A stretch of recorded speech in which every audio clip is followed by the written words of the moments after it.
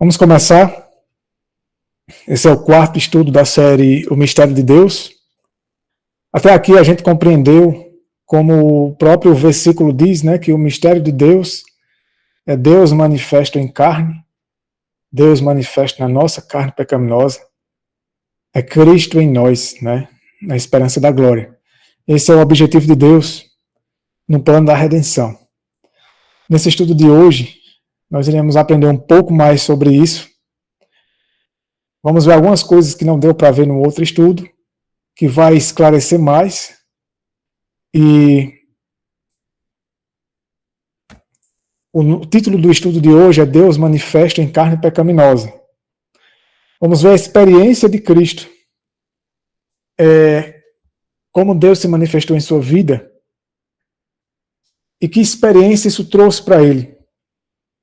Como que ele sentiu também, como vimos no estudo passado, segundo Isaías capítulo 53,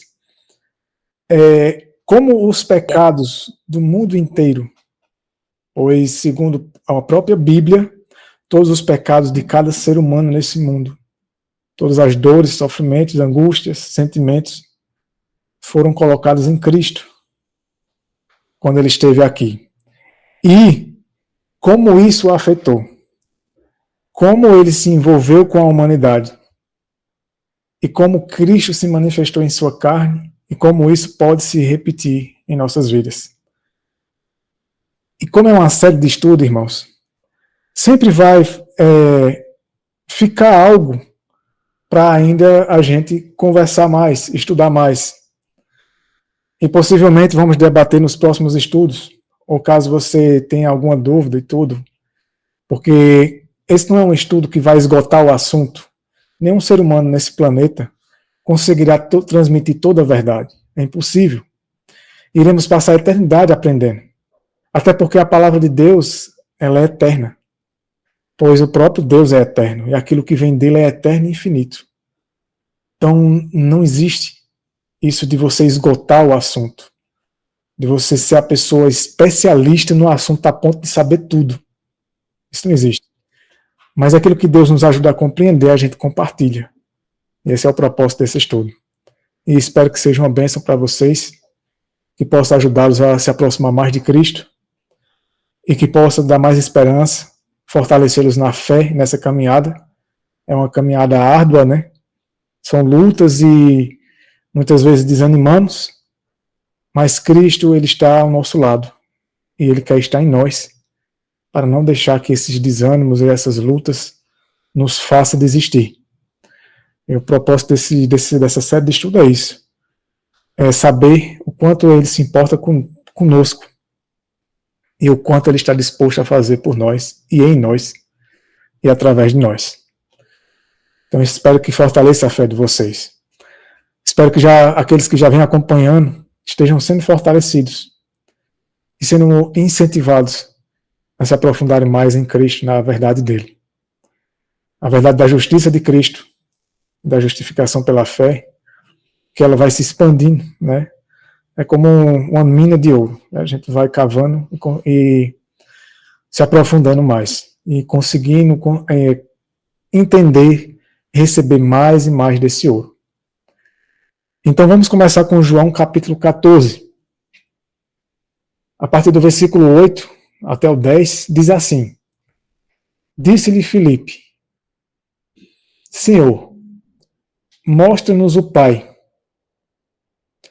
e isso nos é suficiente. Veja, os próprios discípulos, aqui eram um deles, pediu para que Cristo mostrasse o Pai. Eles não estavam entendendo. E aí o próprio Jesus Cristo disse o seguinte, disse-lhe Jesus: há tanto tempo estou convosco e ainda não me conheces, Filipe. Quem tem visto a mim, tem visto o Pai. E como então tu dizes, mostra-nos o Pai? Não crês tu que eu estou no Pai e que o Pai está em mim? E aí ele termina: as palavras que eu vos digo, não as digo de mim mesmo, mas o Pai, que permanece em mim, é quem faz as obras. Essa é uma grande realidade. Levando em consideração o que ele falou também, quando ele disse, eu de mim mesmo, da natureza humana dele, ele disse, nada posso fazer, nada posso de mim mesmo. E por isso que era o Pai quem fazia as obras. Isso é um mistério, esse é o mistério de Deus. Como que Deus pode operar as obras dele, a santidade, a justiça dele, o amor dele em uma carne pecaminosa. Jesus Cristo, ele assumiu a carne pecaminosa.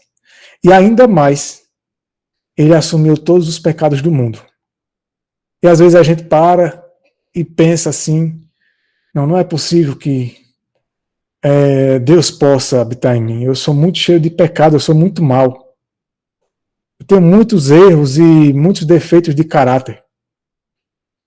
Eu não creio que a justiça de Cristo possa se manifestar na minha vida, eu não creio que possa ser atingida essa norma, esse status.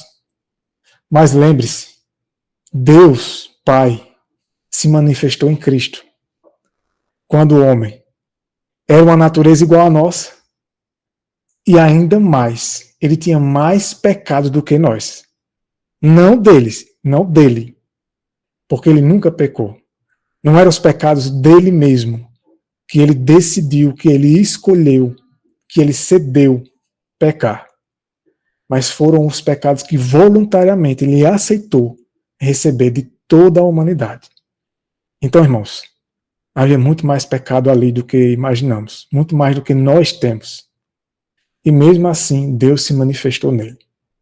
E ele viveu uma vida de estrita obediência e santidade. E isso porque ele mesmo falou, o Pai que permanece em mim é quem faz as obras.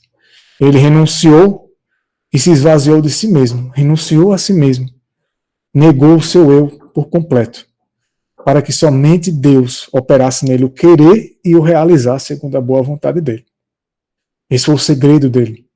E embora seja um mistério, nos foi revelado para que a gente possa crer e acreditar que pode se repetir em nossas vidas. Porque numa situação como a de Cristo, que vocês vão ver hoje, em textos, inclusive da Bíblia, dos Salmos, inclusive, se a gente tem a prova de que Deus, em Cristo, viveu o que ele viveu, ele pode repetir essa vida em nós, e repetirá nos 144 mil. Será a prova para o universo do que o homem é capaz com Deus, do que Deus é capaz de fazer no homem. Quando o homem reconhece sua situação, sua condição, sua incapacidade, sua fragilidade, sua miséria, como diz em Laodiceia, miserável, pobre, cego e nu. Mas Cristo em nós, Deus em nós, ele é muito mais poderoso do que todo o mal que pode haver em nós. E ele tem total poder para não permitir que esse mal nos domine ou continue nos dominando. Então vamos aprender nessa série de estudo, como temos aprendido até aqui. Vamos permitir que essa experiência seja nossa. Esse era Cristo e essa era a sua vida. Deus manifesto nele. Deus manifesto num homem, um homem com carne pecaminosa, mas um homem que viveu a pureza, dependente de Deus, submisso e pela fé, somente confiança e dependência total em Deus. Jones diz o seguinte, veja, esse capítulo, esse estudo, ele é baseado no Sermão 15 da Conferência Geral de 1895, a mensagem do terceiro anjo, né?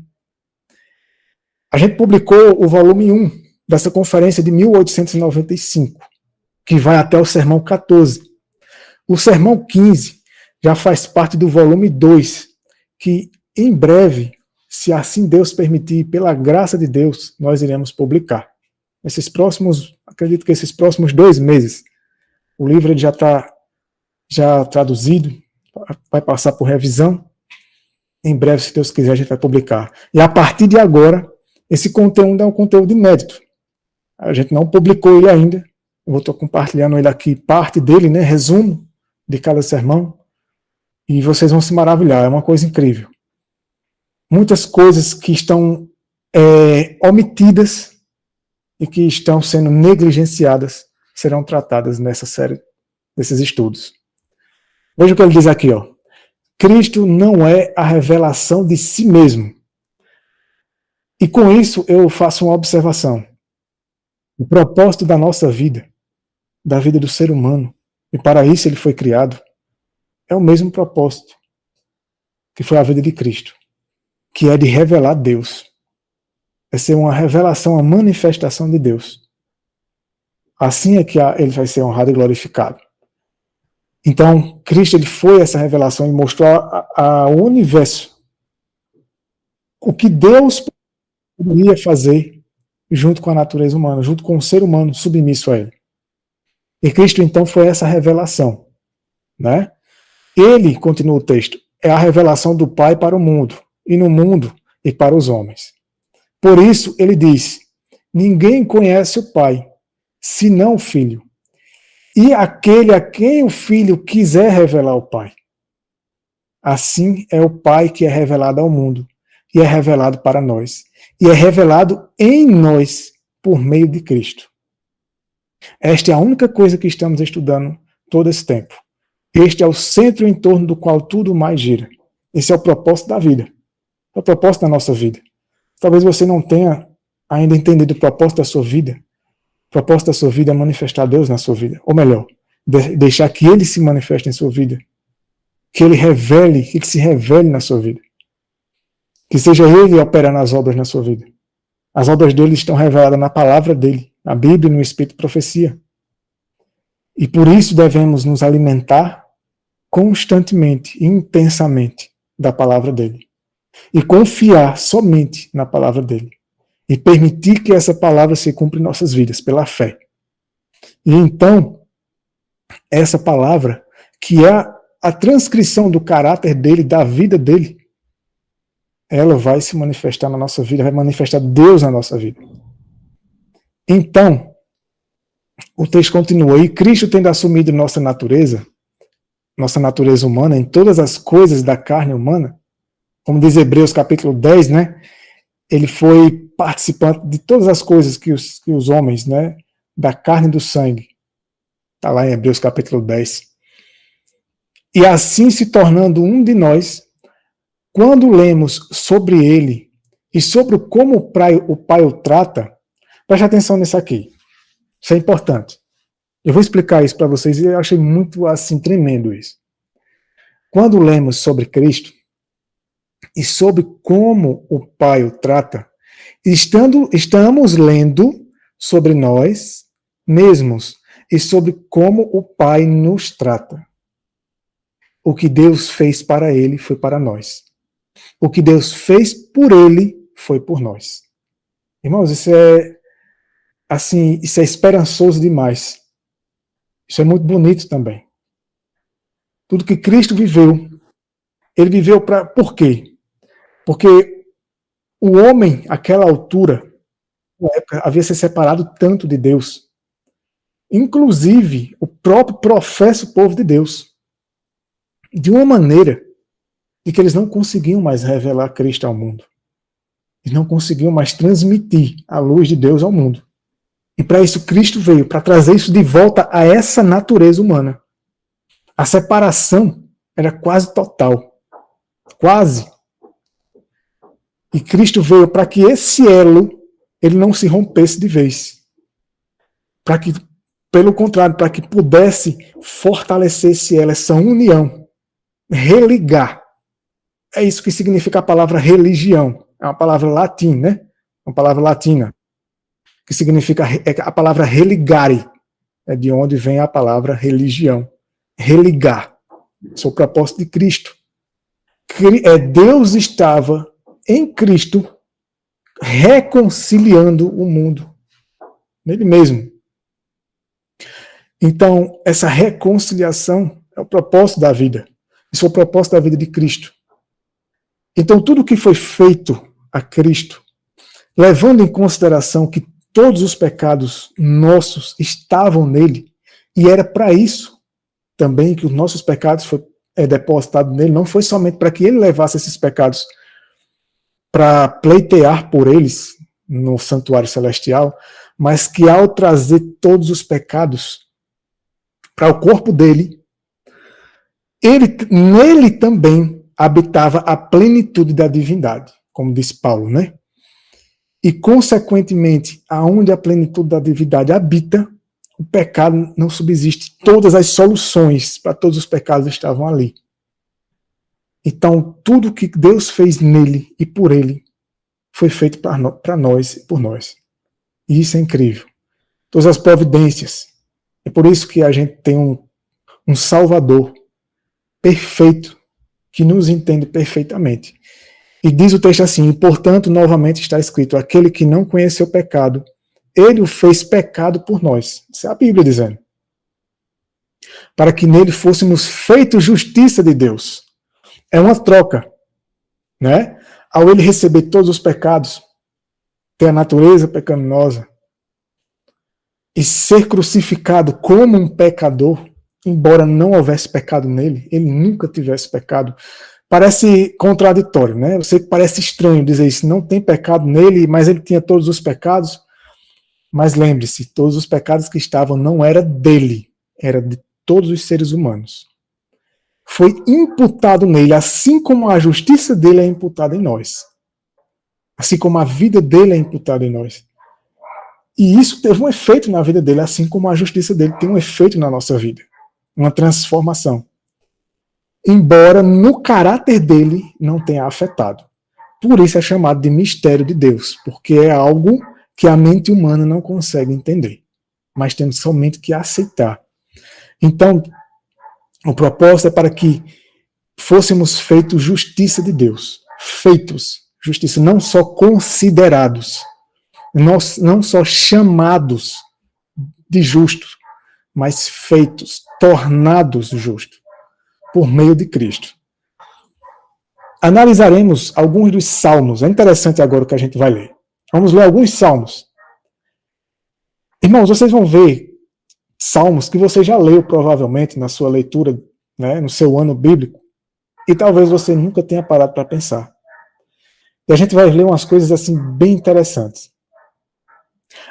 Analisaremos alguns dos salmos nos quais o próprio Deus fez aplicações relacionadas a Cristo, para que não haja dúvida que se referem a ele. Então, ao lermos esses salmos, podemos ter certeza de que estamos lendo sobre Jesus Cristo e a maneira como Deus lida com ele, sendo como um de nós o tempo todo, fraco como nós, com carne pecaminosa como nós, feito pecado como nós, como diz a Bíblia, né? Tendo toda a nossa culpa e pecados colocados sobre ele. Por isso que ele era considerado, por isso que Deus disse que ele foi feito pecado. Não foi os que ele cometeu, mas foi os que ele recebeu, foram imputados nele. E sentindo a culpa e a condenação de tudo isso, como nós sentimos, como nós vimos no estudo passado. Ellen White diz que ele compreendeu os pecados, os sentimentos, as fraquezas, a força da tentação que há no nosso coração, assim diz o Espírito de Profecia, que ele compreendeu, porque isso foi colocado sobre ele justamente para que ele entendesse cada um de nós, para que ele compreendesse a nossa situação individual, as nossas fraquezas, nossas dores, nossas angústias, para que ele pudesse se compadecer de maneira perfeita, e que por isso só ele é quem nos compreende plenamente e pode nos ajudar de maneira perfeita, para que o homem não dependesse mais do homem, mas somente dele.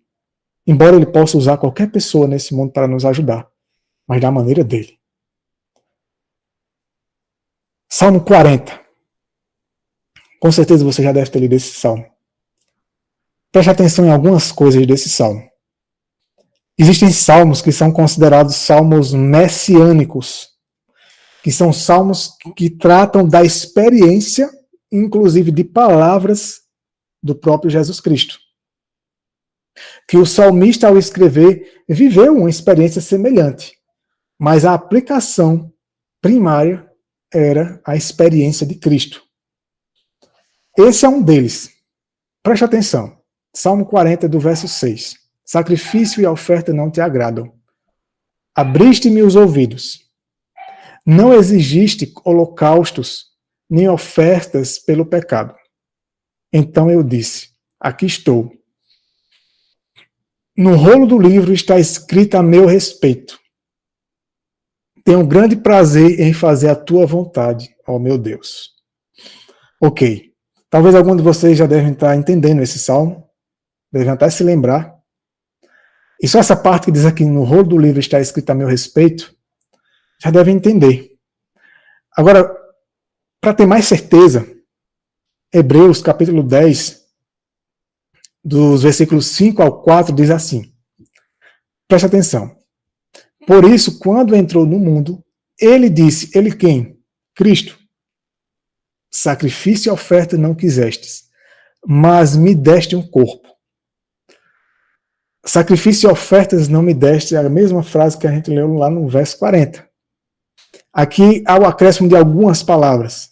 Foi ele mesmo quem falou. Holocaustos e expiações pelo pecado não lhe agradaram. Então eu disse, Cristo disse, eis que venho, ó Deus, para fazer a tua vontade, como no rolo do livro está escrito a meu respeito. A mesma experiência, as mesmas palavras do Salmo 40, que a gente acabou de ler anteriormente. E aliás, tratando de Cristo.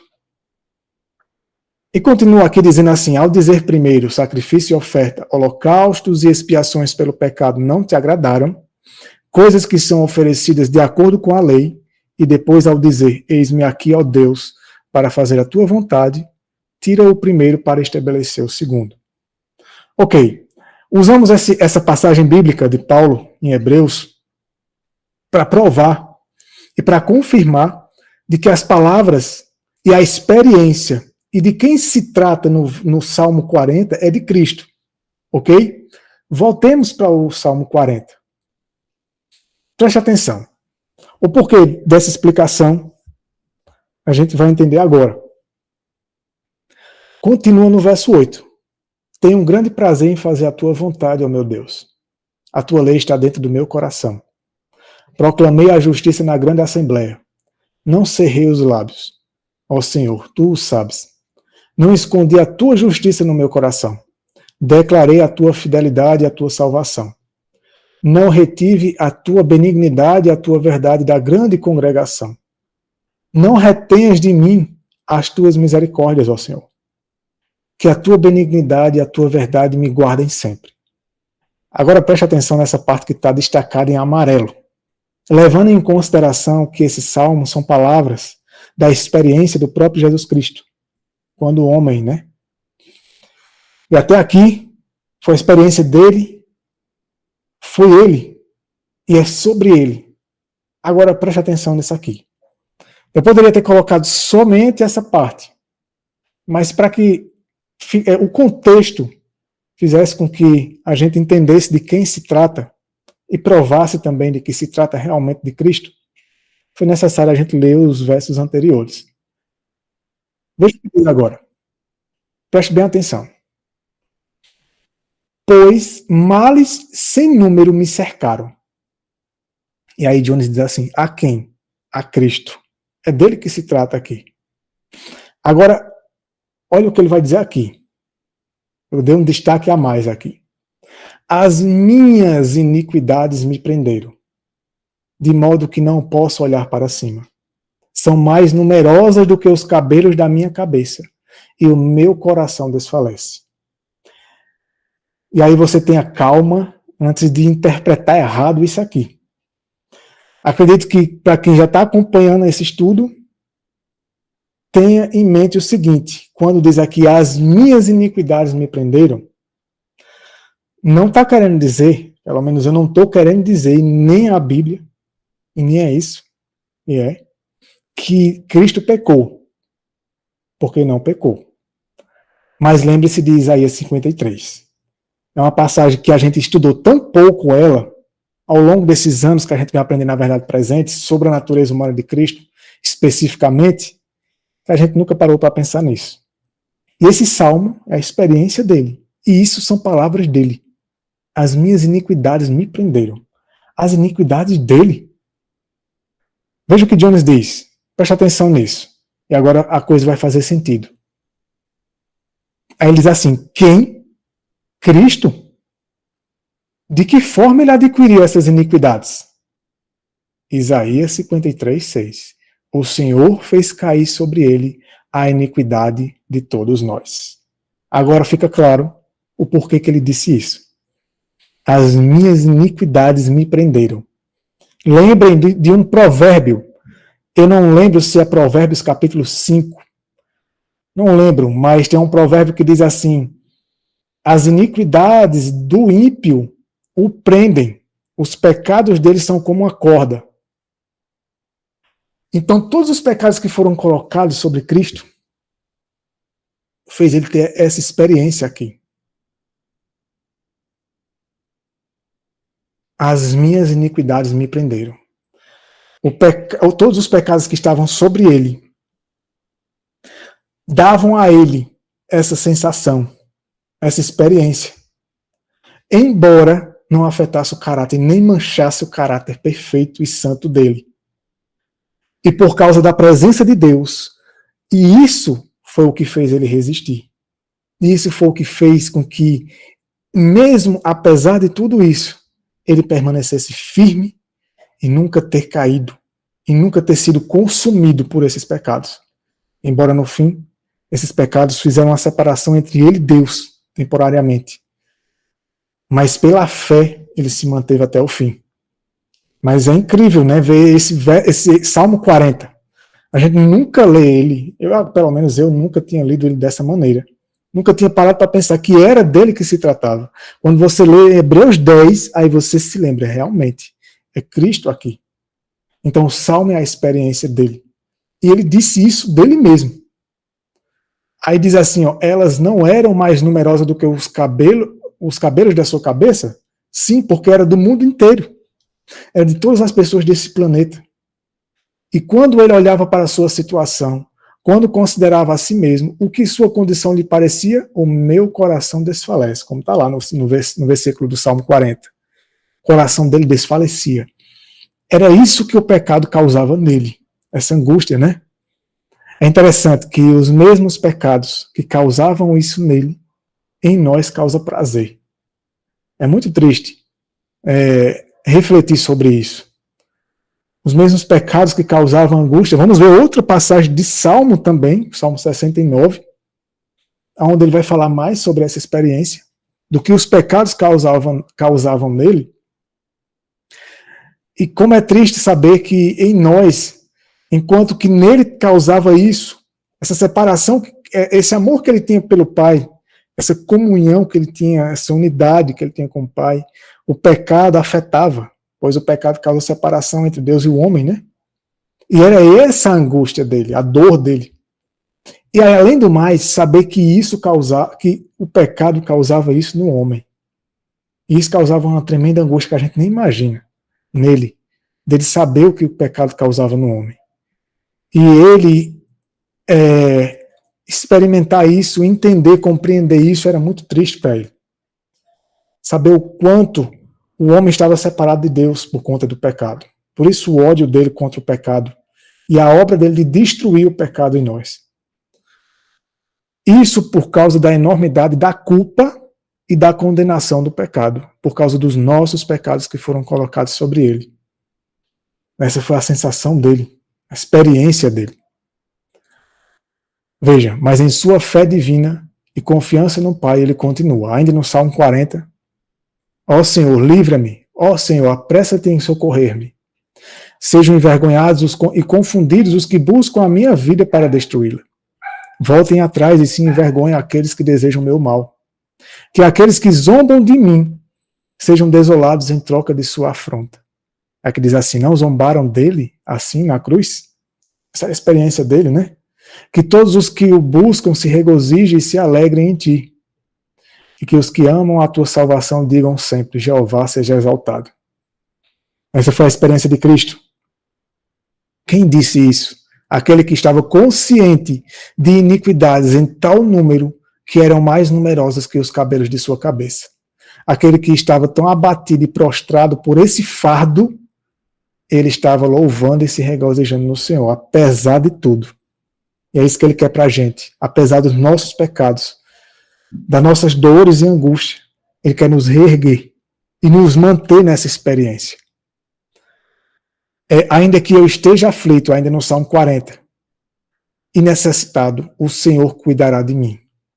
Tu és o meu ajudador e o meu libertador. Meu Deus, não te demores. Assim, a palavra dele, essa é a experiência que ele quer para nós. Ainda diz no verso 1 desse Salmo 40, esperei com paciência pelo Senhor.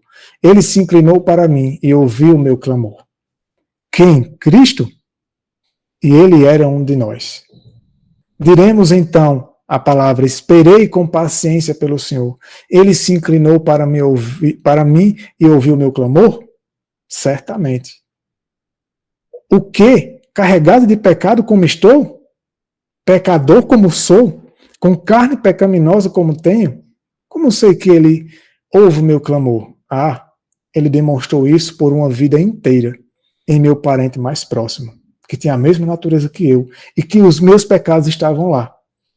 E os meus pecados não fizeram ele deixar de me amar. Não fizeram ele deixar de querer me salvar, de querer me ajudar, e de estar disposto a me libertar de todos eles. E de me ajudar, de ter misericórdia de mim.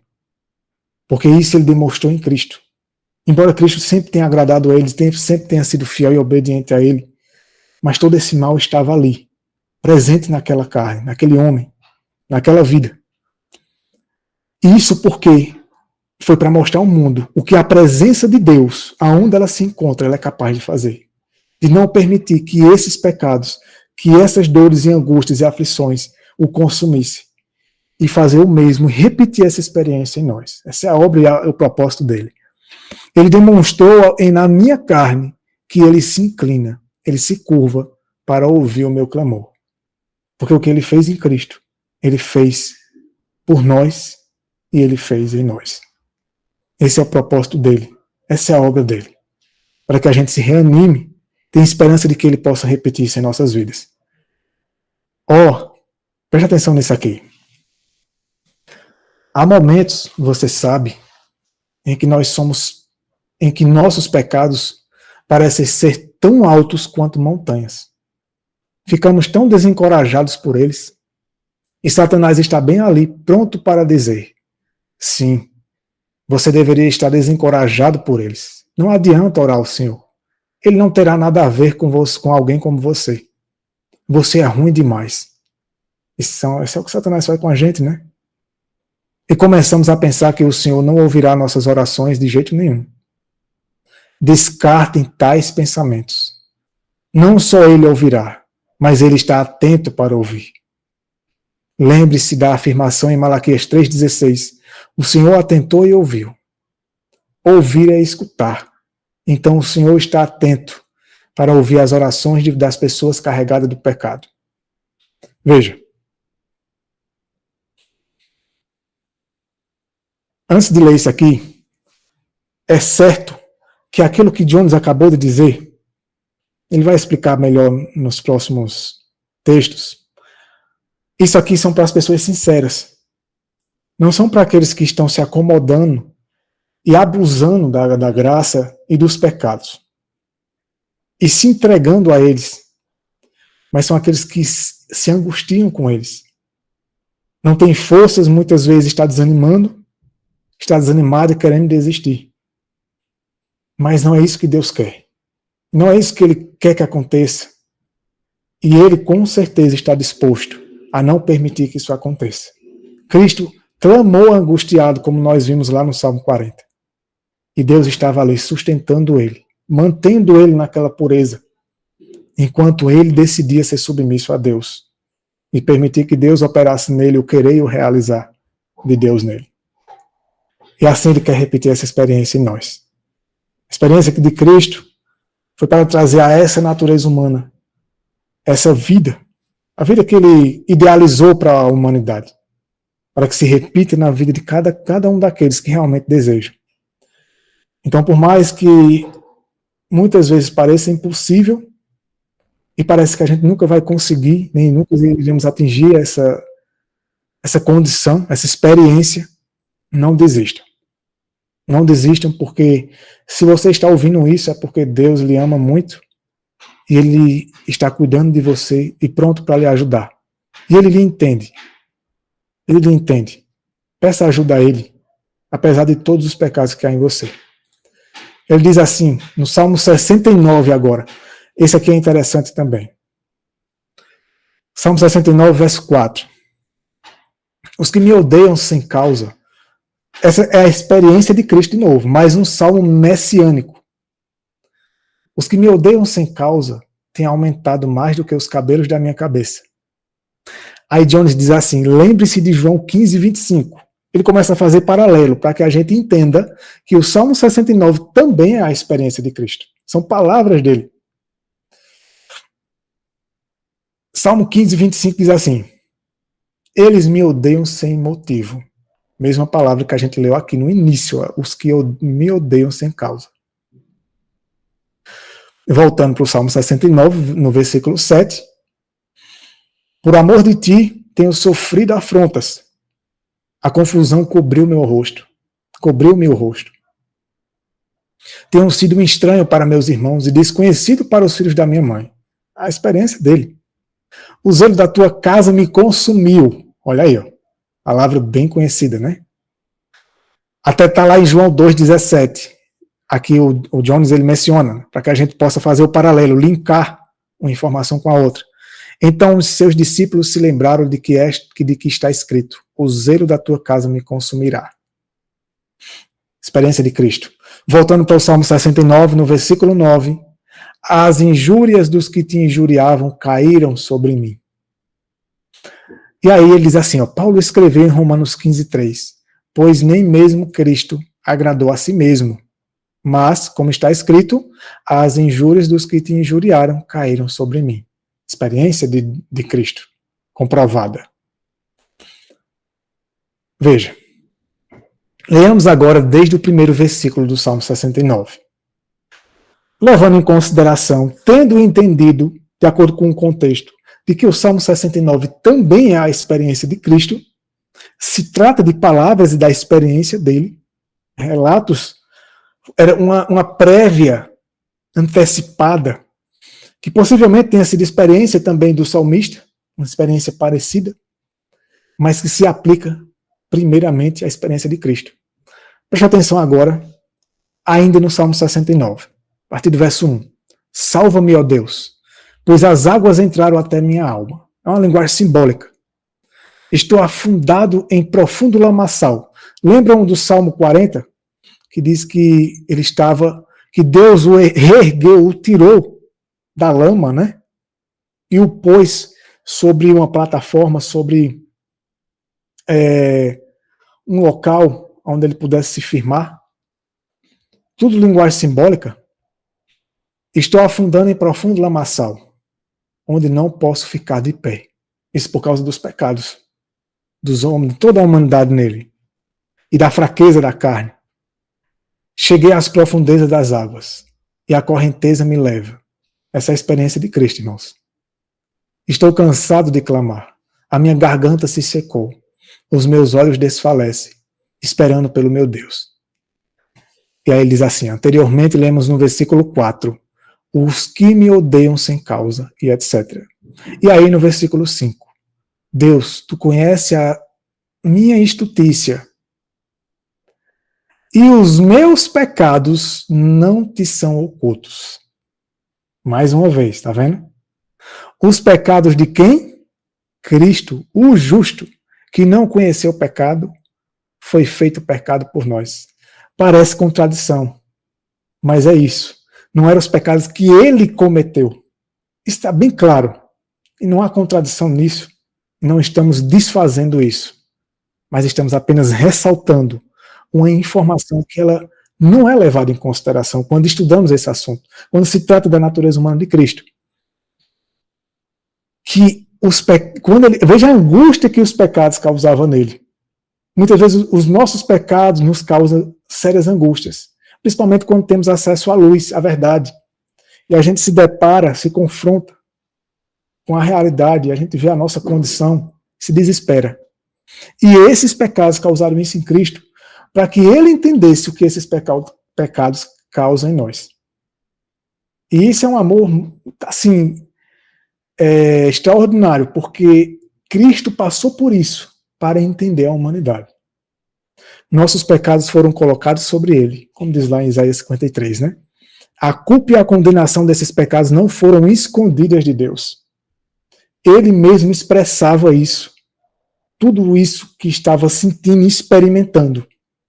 O que para nós é um mistério, porque nenhum ser humano recebeu isso e receberá. Mas ele recebeu. E só foi possível resistir por conta de Deus, por conta da presença de Deus nele, da submissão do eu dele, da vontade da mente dele, humana, à vontade e à mente de Deus, que estava nele. E isso é incrível. É muito importante saber isso, que ele viveu isso e experimentou isso, para reforçar o quanto ele nos entende e o quanto ele nos conhece e nos compreende.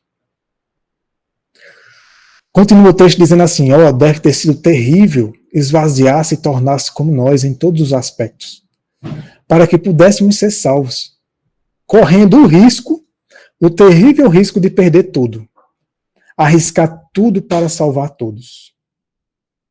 Mas o que éramos nós sozinhos, da cabeça aos pés, nada além de um corpo de pecado, corpo cheio de pecado, né? E mesmo assim, ele arriscou tudo para nos salvar. Não éramos nada, mas ele fez isso em seu amor e compaixão. Esse é o valor que você e eu temos para ele. Se ninguém te valoriza, se as pessoas te desprezam, se as pessoas não reconhecem o teu valor, você tem muito mais valor do que qualquer coisa nesse mundo. Muito mais valor do que você imagina. Porque ele passou por isso, ele correu esse risco. Ele viveu tudo isso por você. E ele teria vindo se existisse somente você no mundo. Esse é o amor dele. Isso tem sido, de certa forma, deturpado.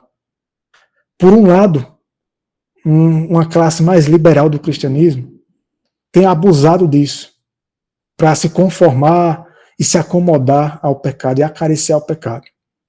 Mesmo que feito, assim, muitas vezes inconsciente, com boa intenção.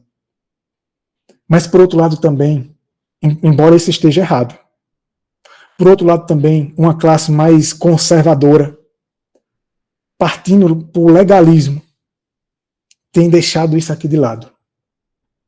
E tem trazido muitas vezes uma realidade tão fria, tão dura, e um fardo tão grande, e feito a gente lutar em nossas próprias forças, e não nos fazer sentir amados, porque muitas vezes só nos é apresentado condenação, julgamento e crítica, quando na realidade não é assim que Deus nos vê.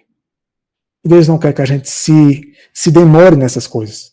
Deus quer que a gente tenha consciência da nossa situação e da nossa realidade e do que nós necessitamos. Mas Ele quer também que saibamos o quanto Ele nos ama e o quanto está disposto a fazer por nós e o quanto Ele pode fazer em nós, que é algo muito mais profundo do que tem sido ensinado.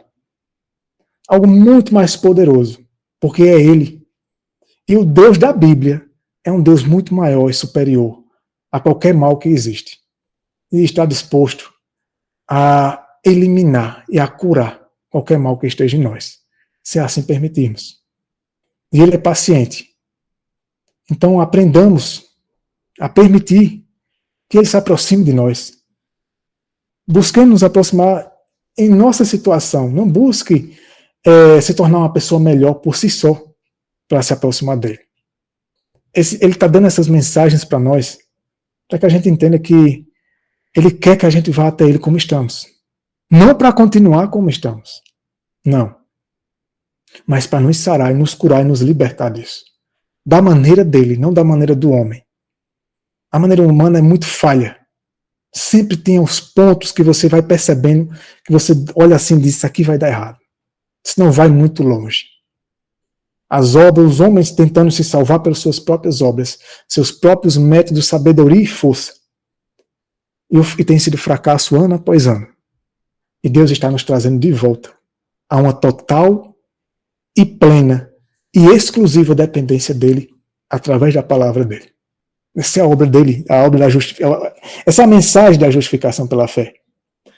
Graças ao Senhor por ter essa coragem real para fazer isso. Ele triunfou e nós somos salvos nele. Quando estamos nele, quando somos enxertados, adotados por ele, pela fé. Isso é pela fé, é de graça.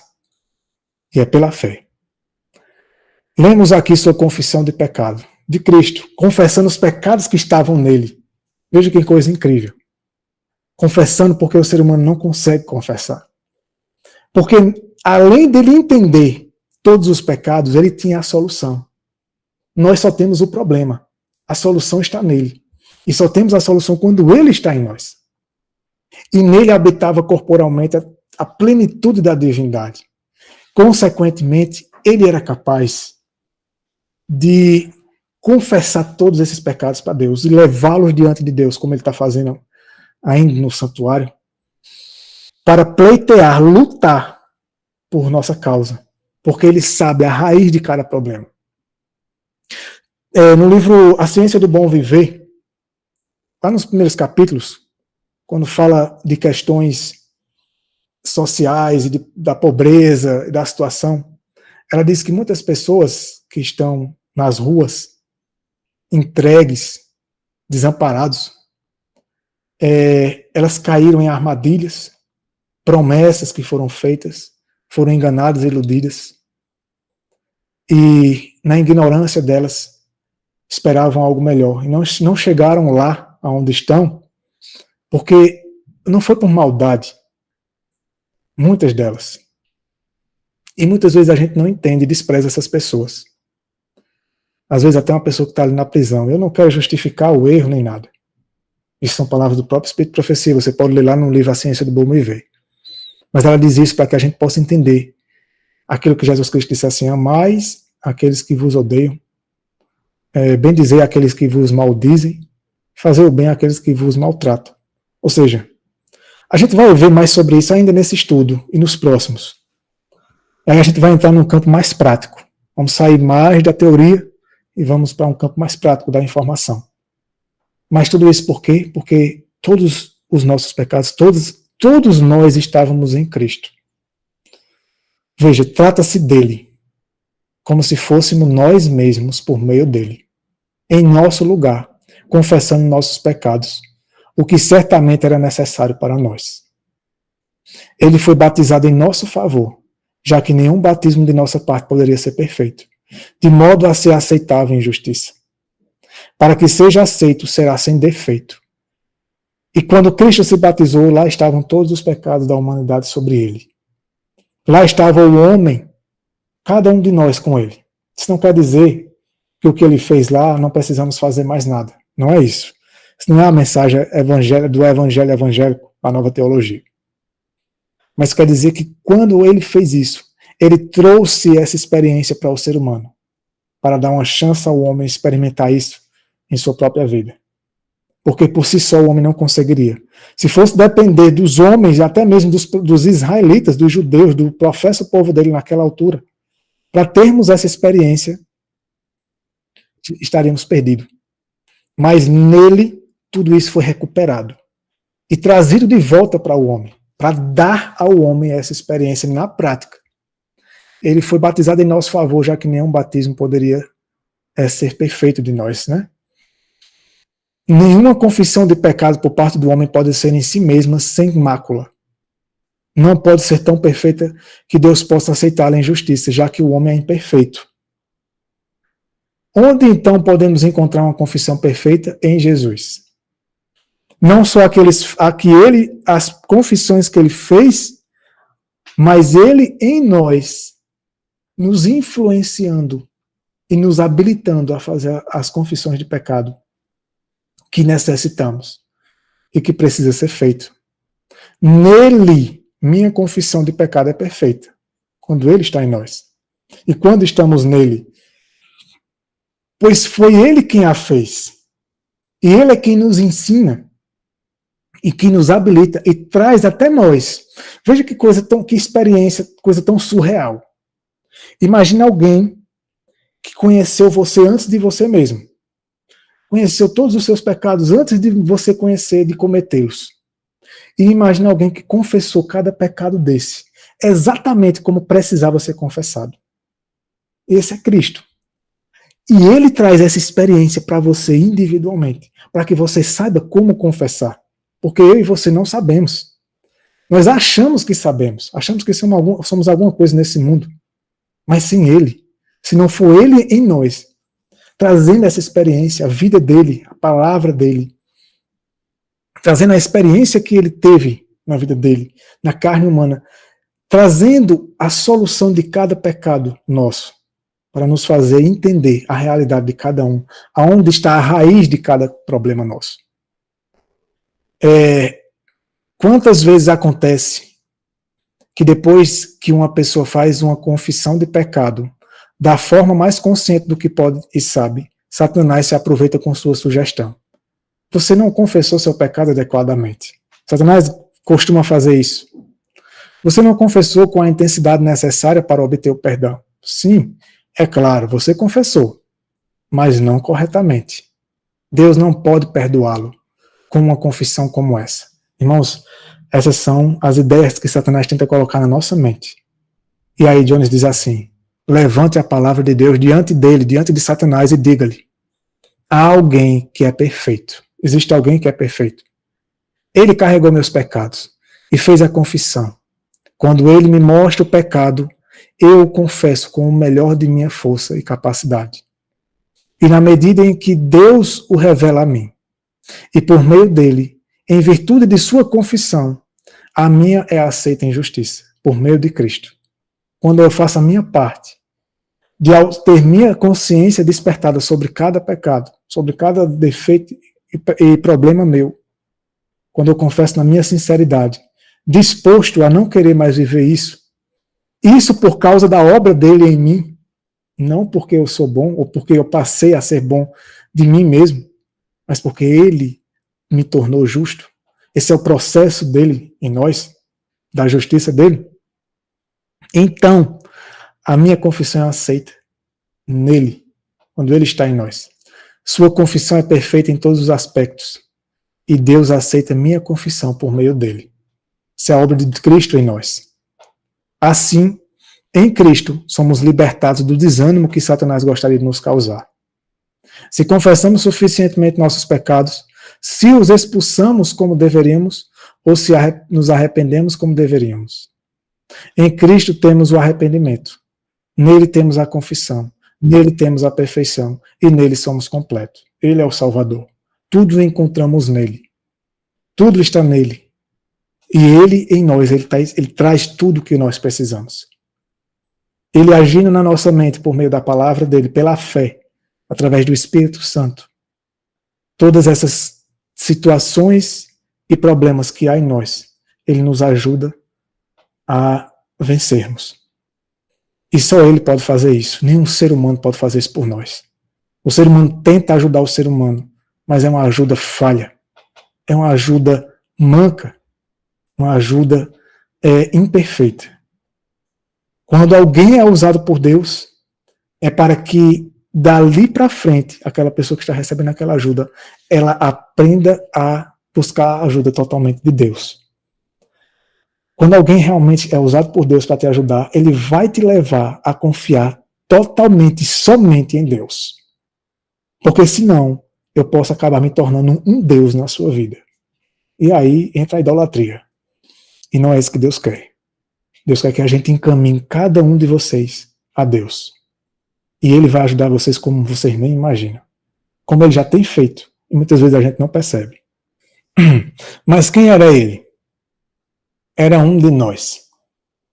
Portanto, Deus já demonstrou ao mundo e ao universo que viria dessa forma para mim e para você. E que viveria em nós que estamos no mundo hoje. Fazendo com que essa graça e esse poder habitassem em nós. Para que, apesar de toda a nossa pecaminosidade, apesar de toda a nossa fraqueza, a justiça e a santa influência de Deus fossem manifestadas ao homem. em vez de nós e nossa pecaminosidade serem manifestadas ao homem. O mistério de Deus, isso aqui é muito interessante. Memorizem isso e gravem isso na vida de vocês. O mistério de Deus não é Deus se manifestar em uma carne sem pecado. Não há mistério no fato de Deus se manifestar em uma carne sem pecado. Isso é natural. Isso é natural. Um anjo que está em perfeição, ele é a manifestação de Deus natural. Ele é o que é, ele está nesse estado por causa de Deus. Porque ele ainda se permite ser uma habitação de Deus. Ser uma manifestação, uma revelação do caráter de Deus, da vida de Deus nele. E não há mistério nisso. Não é o próprio Deus sem pecado? Sim. Há então algum mistério no fato de Deus poder se manifestar por meio de carne sem pecado? O que há de surpreendente no fato de Deus manifestar seu poder e glória justa por meio de Gabriel ou por meio dos esplêndidos querubins e serafins? Não há surpresa nisso. Nada. É o que poderia se esperar. Mas a maravilha é que Deus pode fazer isso em carne pecaminosa e por meio dela. Esse é o mistério de Deus, Deus manifestado em carne pecaminosa. Como diz lá, como Paulo diz, né? Deus manifesto em carne, na carne pecaminosa. Isso é um mistério. Como Deus pode se manifestar numa coisa tão ruim como essa? Isso é incrível. Essa é a capacidade de Deus. Perdemos isso de vista. Isso nos foi tirado. E é lamentável que não esteja sendo ressaltado e pregado. É muito triste, porque faz com que as pessoas fiquem buscando em poder nela mesmas, ou receber o poder de Deus sem o próprio Deus. Porque o poder de Deus reside nele mesmo. Se ele desse o poder para a gente, com essa mentalidade que nós temos, nós faríamos muita coisa errada e nos gabaríamos demais desse poder. Mas quando é a mente dele se manifestando em nós, que só é possível quando renunciamos à nossa própria mente, nosso próprio eu, aí então vem tudo o que pertence a ele. Em Jesus Cristo, como ele estava em carne pecaminosa, Deus demonstrou diante do universo que ele pode tomar posse da carne pecaminosa de modo a manifestar sua própria presença, seu poder e sua glória, em vez de o pecado se manifestar. E tudo o que o Filho pede de cada homem, a fim de realizar isso nele, é que ele permita que o Senhor habite nele, como fez o Senhor Jesus.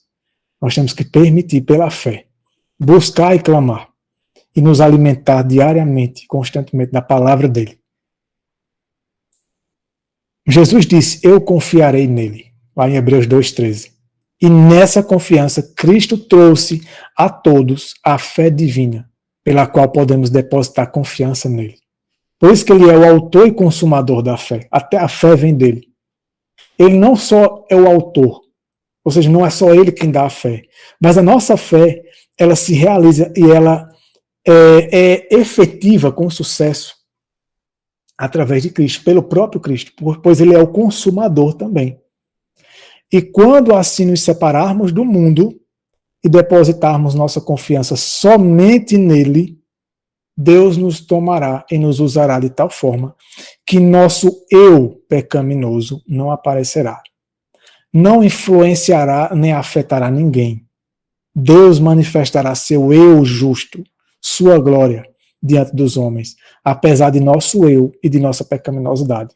Porque ele subjugará, sujeitará, quando a gente permitir, quando a gente aceitar e reconhecer que precisa ser realizada essa obra em nós. Essa é a verdade. E esse é o mistério de Deus. Cristo em vós, a esperança da glória. Como diz Colossenses 1,27. Deus manifestado em carne pecaminosa. O Espírito de Profecia diz assim, Cristo aguarda com fremente desejo a manifestação de si mesmo em sua igreja. Essa passagem agora faz mais sentido, né? Por anos e anos, na verdade presente, eu já ouvi muito essa passagem. E eu sempre achei que eu deveria copiar ele e tentar ser igual a ele. E aí é fracasso atrás de fracasso. E cada um idealizou, formulou e produziu a sua própria justiça, seu próprio padrão. E aí é onde entra o legalismo e o problema. Onde cada um que tenta ser uma cópia de Cristo em suas próprias forças, em sua própria sabedoria, capacidade e experiência humana, formula, idealiza, chega a um ponto, a um padrão, que ele acha que está no padrão que Deus quer, e ali ele quer que todo mundo seja igual a ele, naquele padrão. E quem não for naquele padrão, quem não estiver, é um ímpio. E eu sempre ouvi essas coisas assim, sobre essa passagem aí, e sempre era uma coisa vazia. Quer dizer, falta alguma coisa nisso. Falta alguma coisa. E agora eu estou conseguindo compreender. Diz assim, ele aguarda com frenemento a manifestação de si mesmo em sua igreja. Quando o caráter e Cristo se reproduzir perfeitamente em seu povo, então virá para reclamá-los como seus. Se reproduzir, não sou eu reproduzindo em minha própria capacidade, mas eu me submetendo a essa obra, pela fé. E aí então a obra será encerrada. Agora faz sentido o que é a manifestação dele em nós. Veja, neste ponto Satanás desencoraja muitos. Satanás diz ao pecador crente, você é muito pecador para ser um cristão. Deus não pode ter nada a ver com você. Olhe para si mesmo, você sabe que não serve para nada. Satanás já nos desencorajou milhares de vezes com esse tipo de argumentação. Às vezes a gente até tenta se iludir. E ilude outras pessoas. Mas muitas vezes a gente desanima. E muitas vezes esconde isso das pessoas. Mas Cristo, ele quer nos libertar dessa experiência maligna, essa experiência fracassada. E diz assim, mas Deus forneceu um argumento que envergonha essa alegação de Satanás. Pois Jesus veio e se tornou um de nós, com nossa pecaminosidade, sobrecarregado com os pecados do mundo, por isso que tinha a nossa pecaminosidade. Carregando muitos pecados do que há em mim. E nele, sobrecarregado com 1000 vezes mais pecados do que jamais houve em mim, Deus demonstrou que viria e habitaria nele por toda a vida, manifestando a si mesmo e sua justiça, apesar da pecaminosidade e apesar do diabo. Deus confiou socorro sobre aquele que é poderoso. E esse socorro chegou até nós, graças ao Senhor. Irmãos, isso me faz bem, pois sei que para que qualquer bem seja manifestado neste mundo em que estou, ele deve vir de alguma fonte externa a mim. Ele nunca virá de mim mesmo. Nunca espere o bem de si mesmo. Mas penso que Deus demonstrou que manifestará seu eu justo no lugar do meu eu pecaminoso.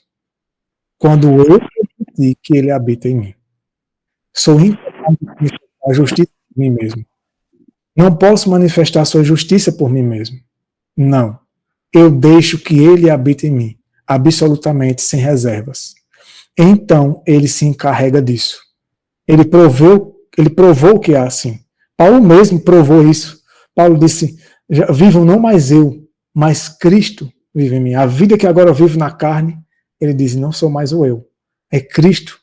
Essa é uma experiência que Paulo tinha a mesma natureza que a nossa, as mesmas fraquezas que a nossa. Mas ele permitiu, ele se submeteu a essa experiência. A vida, a obra, o querer e o realizar de Deus. Ele provou por toda a vida o que Deus é quando habita em mim, na carne pecaminosa. Ele pode fazer isso novamente com tanta certeza quanto ele pode habitar em mim. Essa é a obra de Deus. Creia, irmãos. Creia e busque isso na vida de vocês. Veja o que diz aqui em Caminho a Cristo. Cristo transformará o seu coração. E ali, pela fé, ele vai habitar. Creia nisso, isso é uma promessa divina. Por meio da fé e de uma contínua submissão de sua vontade, de nossa vontade a ele, você deve manter essa ligação com Cristo. assim fazendo, ele operará em você o querer e o fazer segundo a sua vontade. Veja que a Ellen White está dizendo a mesma linguagem aqui. A mesma linguagem. Só confirmando o que a gente tem estudado até aqui. Só que de maneira bem resumida e objetiva. Você poderá dizer, esse viver que agora tenho na carne, vivo pela fé no Filho de Deus, que me amou e a si mesmo se entregou por mim. Cristo é a fonte de todo bom impulso. Isso está no Espírito de Profecia. As duas passagens no livro Caminho a Cristo. A gente aqui em casa está relendo o livro com essa mentalidade do que a gente tem aprendido com a mensagem de 1888. E o livro ganhou nova vida. Agora passei a entender realmente o que estava querendo dizer no livro. É a mesma mensagem. Não é à toa que esse é o livro mais traduzido de Ellen White, Caminho a Cristo. Cristo é a fonte de todo bom impulso. Não busque bondade em você mesmo. Ele mesmo disse, só há um que é bom, Deus. E você só pode ser bom se for Deus em você. De você mesmo não espere nada bom. Permita que Ele, que é a fonte de todo bem, opere em você a bondade, a justiça, a misericórdia dele. Ele unicamente é capaz de implantar no coração a inimizade contra o pecado. Só ele. Não busque isso em metodologias humanas, na experiência do homem, na capacidade e sabedoria do homem, mas somente na de Deus. Todo desejo de verdade e pureza, toda convicção de nossa própria pecaminosidade é uma evidência de que seu Espírito está operando em nosso coração. Ou seja, isso vem dele. Isso não é de nós mesmos. Isso é tremendo. Confirma o que a gente está estudando. E sempre esteve lá, numa fonte bem familiar e bem acessível a nós, o livro Caminho a Cristo.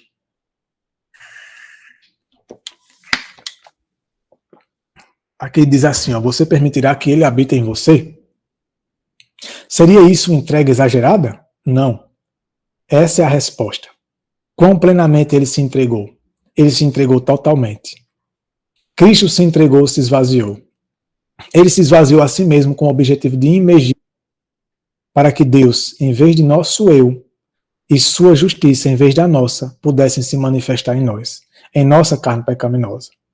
Então respondamos imergindo-nos nele, para que Deus possa continuar a se manifestar em nossa carne pecaminosa. Alguém disse em tom de brincadeira, isso é só um exemplo, minha esposa e eu somos um, mas eu é que sou esse um. Mas, reverentemente, usaremos isso como ilustração. Cristo e o homem são um. E quem deve ser esse um? Cristo se aliou a cada ser humano nesta terra. Mas muitos dizem, sim, tudo bem para mim, mas eu é que sou esse um. Muitas pessoas querem governar no lugar de Cristo. Querem ser os senhores de si mesmos e não permitir que ele seja o seu senhor. Acham que são experientes demais, sábios demais, muito capazes, e não permitem que Cristo opere neles o querer e o realizar. Acham que pode alguma coisa, e será uma decepção muito grande. Outros se recusam arrogantemente. Eu sou o único, eu sou suficiente, são pessoas autossuficientes. Agora, o cristão, o crente, submetendo-se a Jesus Cristo, diz, sim, louvado seja o Senhor, ele e eu somos um, mas ele é esse um. Ele é quem opera em mim. É a vontade dele e não a minha. Essa tem que ser a nossa experiência. Isso é o que ele quer para nós. Agora, irmãos, a outra questão pertinente aqui, em relação à nossa experiência prática. Não.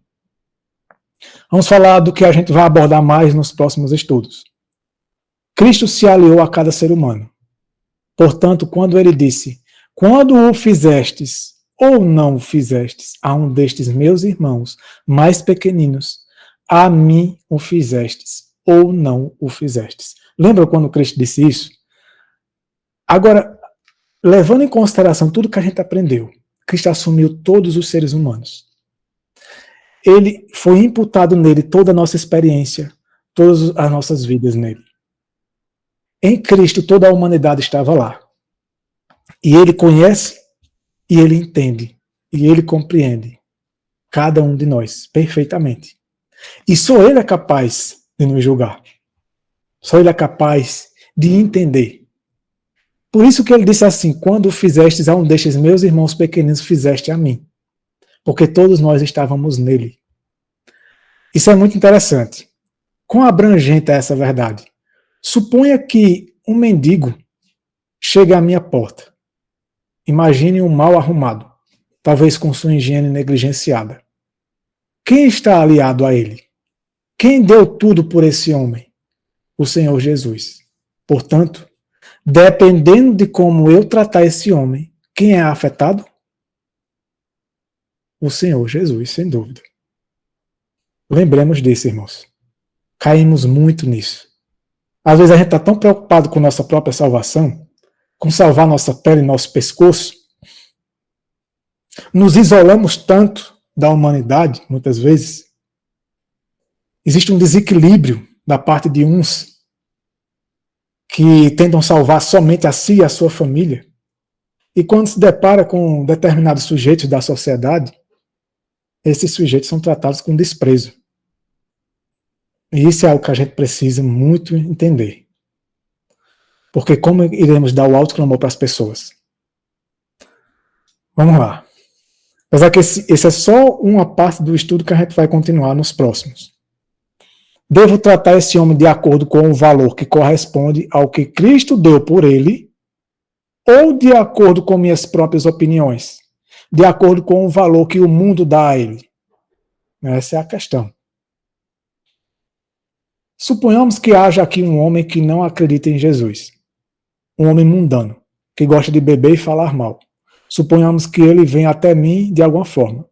Talvez ele venha até mim em busca de algo para comer, ou simplesmente nos encontramos na rua. Suponha que, por respeito a Cristo, eu trato esse homem como a possessão comprada pelo Salvador, como alguém por quem Cristo deu tudo. E suponha que esse homem nunca venha a acreditar em Jesus, que ele morra como incrédulo, que pereça na perdição. Como Cristo vê a maneira como tratei? No julgamento, se eu estiver à sua direita, ele dirá algo sobre o que fiz com o homem? Sim. Ele dirá: tive fome e me destes de comer. Tive sede e me destes de beber. Era estrangeiro e me acolhestes. Estava nu e me vestistes. Adoeci e me visitastes. Quando foi isso, Senhor? Não me lembro de ter feito nada parecido. Quando foi que o vi como estrangeiro e o acolhi? Ou nu e o vesti? Ou quando o vi doente e eu na prisão e fui visitá-lo? Ó, assim como fizestes a um destes meus irmãos mais pequeninos, a mim o fizestes. Porque Cristo era um de nós, e ele assumiu todos os homens.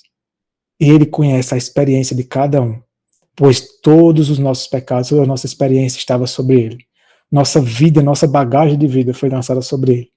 E ele conhece a vida de cada um. E essa consideração que ele tem pela vida humana é muito diferente do que a gente considera.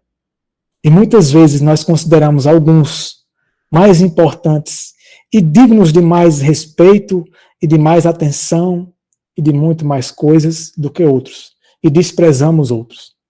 Desprezamos aqueles que não têm muitas escolaridades, que estão na sarjeta, pessoas simples, muitas vezes passam por nossas vidas e a gente não dá valor nenhum. Mas isso terá um peso na nossa vida. Embora levemos em consideração isso, para que essas obras sejam feitas com o espírito e com a motivação certa, o Espírito de Profecia diz o seguinte, é uma observação. Nem a oração e nem a esmola têm virtudes em si mesmas para recomendar o pecador a Deus. Lembre-se sempre disso.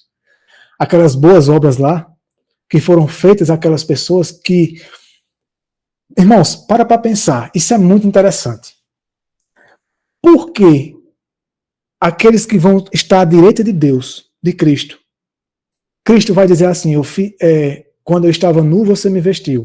Quando eu estava doente, você me visitou e etc. Eles vão dizer assim, quando foi que eu fiz isso? Por que, irmãos, eles vão dizer isso? É simples. É porque não era eles fazendo. Era Cristo neles fazendo. Quando é o eu fazendo, aí eu faço questão. Aí eu faço questão de que as pessoas saibam. Às vezes passo na cara daquela pessoa o bem que eu fiz a ela. Faço querendo algo em troca, com segundas intenções. E aí é o eu. São boas obras com segundas intenções. E essas não são aceitas. Por isso que vai ter a outra classe de pessoas que a gente vai ler já já. Mas quando é Cristo no homem, as coisas vão acontecer tão naturalmente. Quem já leu o livro Santificação de Ellen White, quando ela vai falar sobre a santidade de João, o apóstolo João, é essa experiência, é incrível ela falando aquilo ali. Se você não leu esse livro, se você tem, ele é bem fininho. Ele tem também no aplicativo. Leia, ele é bem pequenininho. O livro Santificação. Aí você vai entender o que é santificação de verdade. Que é Cristo em nós de tal maneira que as coisas acontecem e você não leva em conta. Aquilo ali você não se gaba daquilo ali. Você não faz querendo algo em troca.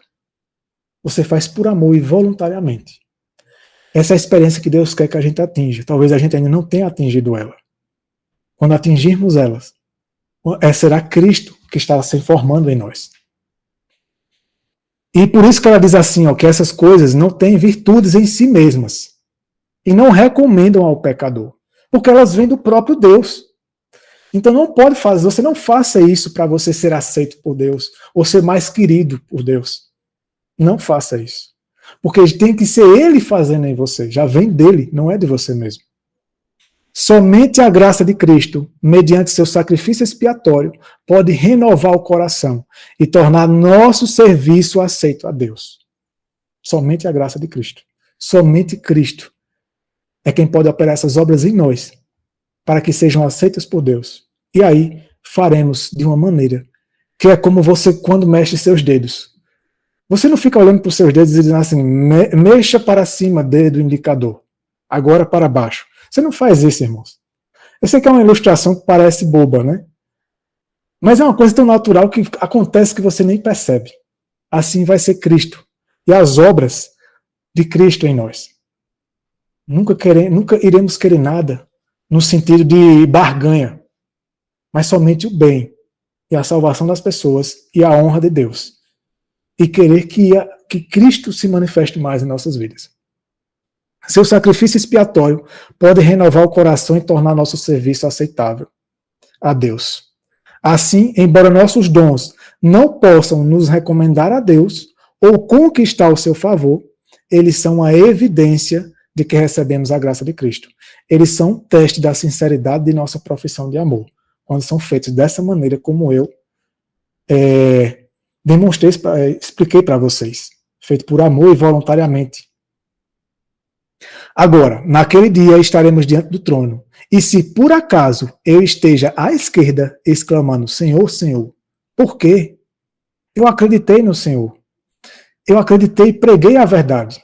Acreditei na mensagem do terceiro anjo. Preguei Battle Creek. Fiz muito pela causa. Fiz muitas coisas maravilhosas em seu nome. Mas a resposta será, tive fome e não me destes de comer. Tive sede e não me destes de beber. Era estrangeiro e não me acolhestes. Estava nu e não me vestistes. Doente na prisão e não me visitastes. Então eu responderei, quando foi que eu o vi com fome, necessitado ou doente? Pensei que o Senhor estivesse no céu, cercado de glória. Já imaginou isso, irmãos? Que Deus nos livre dessa experiência e que todas as suas tribulações já haviam sido passadas. Não imaginei que pudesse estar na terra para vê-lo com fome ou doente. Ele então responderá, bati na sua porta uma manhã, depois de ter passado a noite ao relento, e lhe pedi algo para comer. E eu responderei, o Senhor? Não, não pode ser. Eu nunca o vi lá. Ele me lembrará, um após outro, de todos aqueles que deixei de ajudar. E eu responderei, Senhor. O Senhor quer dizer, aquele homem não era tu, Senhor. Ele finalmente responderá, assim como não o fizestes a um destes meus pequeninos, não o fizestes a mim. Afaste-se de mim, eu nunca o conheci. Essa vai ser uma triste realidade. Por quê? Porque a gente não reconheceu o valor de cada pessoa nesse mundo. E de que aquela pessoa ali, ela esteve em Cristo e Cristo nela. Por mais que ela morra perdida, Cristo fez tudo por ela. Ele tentou. Por mais que ela não reconheça. Mas a vida que ele deu, o que ele passou por ela, o que ele recebeu dela, ele entendeu aquela pessoa. Ela talvez não tenha aceito a salvação como deveria aceitar. Mas era Cristo. E ele, se ele falou isso, então como devemos? Imagina você ter raiva de uma pessoa. Imagina você desprezar uma pessoa. Você está fazendo isso com Cristo. Isso parece exagerado e parece surreal. Mas isso é algo a se pensar. Porque todos nós estivemos nele. E ele assumiu toda a humanidade para que ninguém pudesse julgar e criticar ninguém. A gente cai muito nisso.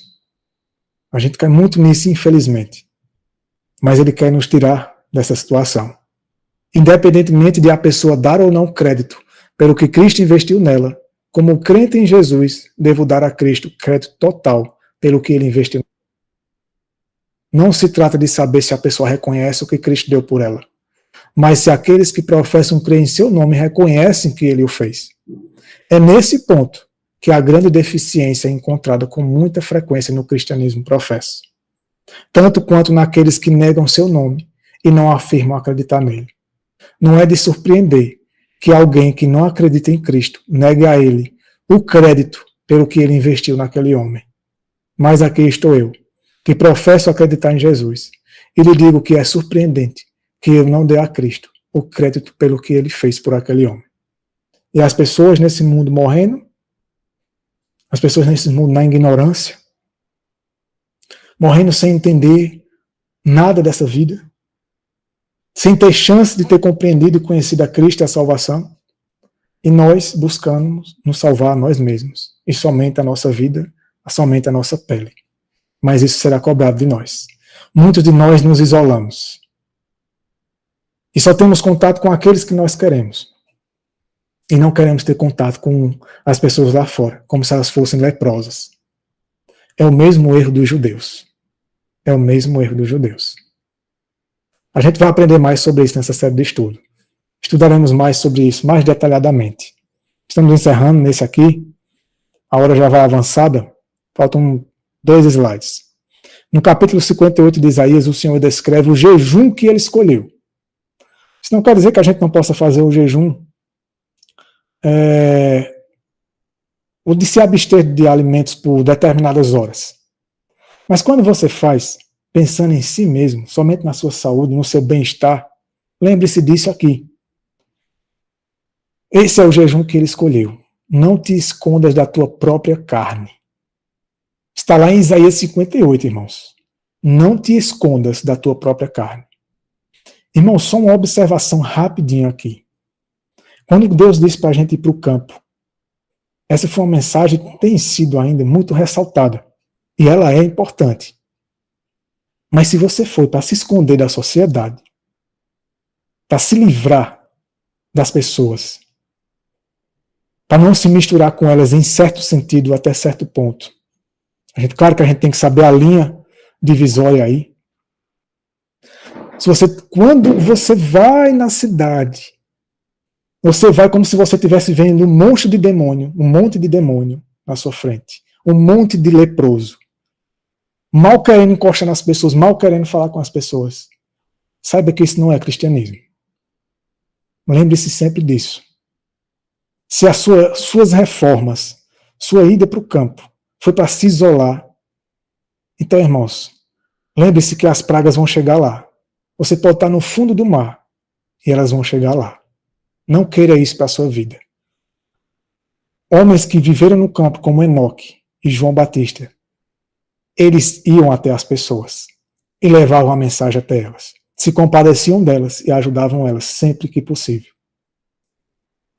Mas, se nós tratamos as pessoas de uma forma que não queremos nem ver elas, principalmente os estranhos, estamos nos escondendo da nossa própria carne. Quem é a nossa própria carne? Jesus Cristo é. E como Jesus Cristo está aliado aos homens, então eles são a minha própria carne. Nunca se esconda de sua própria carne. Este é o jejum que o Senhor escolheu. Alimentar os famintos, aliviar os oprimidos, cuidar dos órfãos e das viúvas, e espalhar a fragrância de seu nome e de sua bondade generosa. Ele se aliou à carne humana, e da mesma forma que tratamos a carne humana, estamos tratando a ele. Porque ele disse, quando fizeres a um desses meus pequeninos, estás fazendo a mim. Ou quando não fizeres, estás fazendo a mim. Isso é muito sério. Isso é algo que a gente tem que refletir, cada um de si mesmo. Não cobre outras pessoas, cobre a si mesmo. É disso que se trata o cristianismo. Os frutos demonstrados, agora a respeito de profecia, a gente encerra com essa passagem. Os frutos demonstrados em boas obras, no cuidado dos necessitados, dos órfãos e das viúvas, esses são frutos genuínos e crescem naturalmente na árvore boa. Quando corações simpatizam com outros corações, sobrecarregados de desânimo e mágoas, quando a mão se abre ao necessitado, quando os nus são vestidos, o estrangeiro acolhido junto à lareira e no coração, então os anjos se aproximam muito. E no céu há uma resposta no acorde correspondente. Cada ato, cada expressão de justiça, misericórdia e beneficência desperta doces acordes no céu. O Pai de seu trono contempla e os considera seus preciosíssimos tesouros. Cada ação misericordiosa feita em favor do necessitado e do sofredor é contada como se fosse feita ao próprio Jesus. Quando socorreis os pobres, vos compadeceis dos doentes e oprimidos e mostrais amizade aos órfãos, ponde-vos em mais íntima relação com Jesus. Sempre lembrando o princípio que o próprio Cristo deu. O que tua mão direita fizer, que a tua esquerda não saiba. E o teu Pai, que em secreto está vendo, te recompensará. Embora não faça com a motivação de querer algo por trás. De querer recompensas por isso. Deixe que essas coisas sejam naturais. A gente vai aprender mais sobre isso. A mente de Cristo é o tema dos nossos próximos estudos. Na prática, assuntos como esse e tantos outros. Muitas pessoas têm dito assim, como que eu posso viver isso e tudo? A gente está começando agora a entender como é na prática. Muitas das mensagens que temos aprendido nesses últimos anos têm tornado a muitos de nós pessoas muito frias, pessoas muito egoístas. E, infelizmente, a gente tem, muitas vezes, não tido misericórdia de pessoas que a gente vê na rua. Muitas vezes a gente despreza essas pessoas. E isso é um grande erro em nós. Em parte, isso é consequência de tanta informação para salvar a si mesmo, a própria pele, para fugir dos terrores dos últimos dias, que a gente acabou querendo se isolar tanto, que a gente acabou se afastando demais da sociedade. Se afastando de uma maneira ilegítima, contrária à vontade de Deus. E muitas vezes a gente passa na rua, e agora é uma luta que a gente tem que contornar isso com Cristo, para que Ele mude esse nós. Quando a gente passa por pessoas que estão necessitadas, a gente percebe o quanto a gente está frio, o quanto isso esfriou a gente. E essa mensagem, ela vem para tirar Laodiceia da mornidão, para tirar essa mornidão de nós. Porque, no fim das contas, o autoclamor não vai ser, como muito tem sido ensinado, que as pessoas elas vão vir somente até nós, que elas têm a obrigação de vir até nós. Mas Jesus Cristo disse assim, ide. Ele não disse, vinde o povo do mundo até vocês. Ele disse, ide até as pessoas. Vão para lugares seguros, mas não se esqueçam de ir até as pessoas. Mas, claro, só Cristo vai nos ajudar. Só quando tivermos realmente a experiência com Cristo para que saibamos como isso pode ser feito, de maneira que a gente faça com o espírito dele, e não com egoísmo, e querendo algo em troca, ou querendo ser recompensados por Deus por isso, merecer algo disso. Não. Então, encerramos por aqui esse estudo. Espero que de alguma maneira tenha despertado nossa consciência. Essa mensagem mexeu demais comigo. Eu, particularmente, sou o primeiro a me enxergar numa situação que muitas vezes eu me sinto deplorável. E ver essa realidade, e ver que eu estou tão longe de tudo isso que a gente tem aprendido. Aprendemos muito sobre perfeição, sobre vitória sobre o pecado, reformas e tudo isso, e não entendemos o propósito dessas coisas. E o propósito delas é limpar nosso coração e nossa mente, para que Cristo habite e opere a mente dele em nós. E a mente dele vai fazer com que essas obras que a gente leu ainda há pouco sejam uma realidade em nossas vidas. As obras pelos outros. O propósito da nossa vida é revelar Cristo, revelar Deus aos outros, e não para nós mesmos. Então, que Deus abençoe a todos, que o Senhor Jesus Cristo possa nos ajudar, meus irmãos, a permitir que a vida dele possa novamente se repetir na nossa. Não se desesperem, não achem que é tarde demais e que nem o seu caso é um caso sem esperança. Mas ele está trazendo essas mensagens de volta para que a gente possa permitir que a obra seja finalizada em nossas vidas. Deus abençoe a cada um. Aqueles que puderem, nesse momento, ficar de joelhos, aqueles que puderem estar fazendo essa oração, quem não puder ficar de joelhos, pode ficar como está.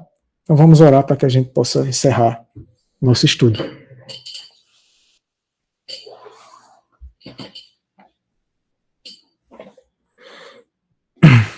Oremos.